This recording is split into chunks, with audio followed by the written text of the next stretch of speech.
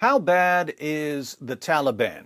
And when I ask how bad is the Taliban, I'm really asking how bad is Islamic law?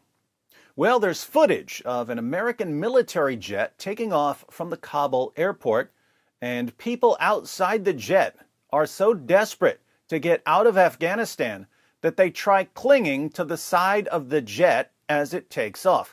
These people would rather take their chances clinging to the side of a military jet than be under the control of the Taliban. There's also footage of these people plunging to their deaths after the plane took off. I'm not going to show that footage, but it is available on YouTube.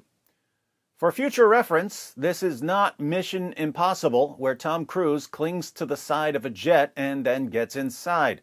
Ladies and gentlemen of the world, if you hang on to the side of a jet as it's taking off, hoping to get wherever it's going, you're going to die.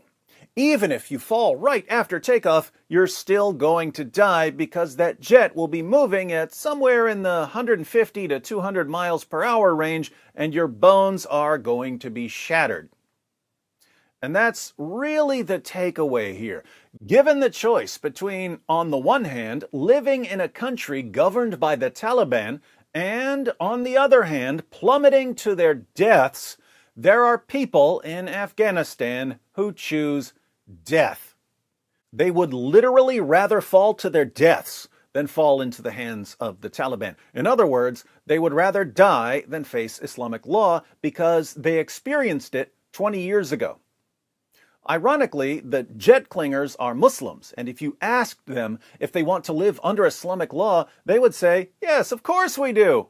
Just like Muslims in the West say, because they don't know what's in their sources, and they assume that it's not what they see from the Taliban. Meanwhile, here in the U.S., if you say that there's any problem whatsoever with Islamic law, you're considered a racist, Islamophobic, hate-mongering bigot.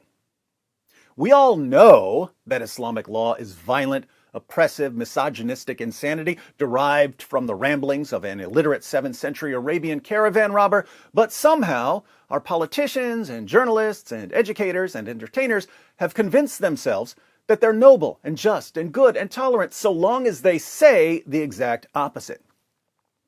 Can you imagine what it would be like for one of these Afghani jet clingers if he somehow managed to hold on to that jet until it landed somewhere else? Just imagine, he's so desperate to escape the Taliban that he clings for dear life to a U.S. military jet. That jet lands on some base.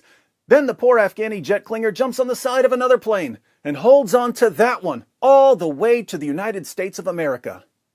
He lands in the U.S. and he's instantly famous for being the man who flew halfway around the world by clinging to the sides of jets. Journalists run up to him and ask him, why did you do it? Why did you fly halfway around the world clinging to the sides of jets?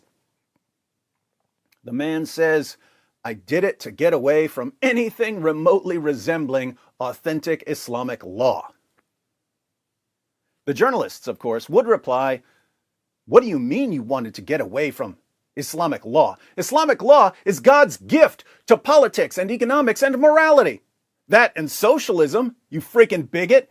You Islamophobe, you racist, why don't you grab onto another plane, this time to Germany, because you're a Nazi, you stupid Islamophobic, racist Nazi?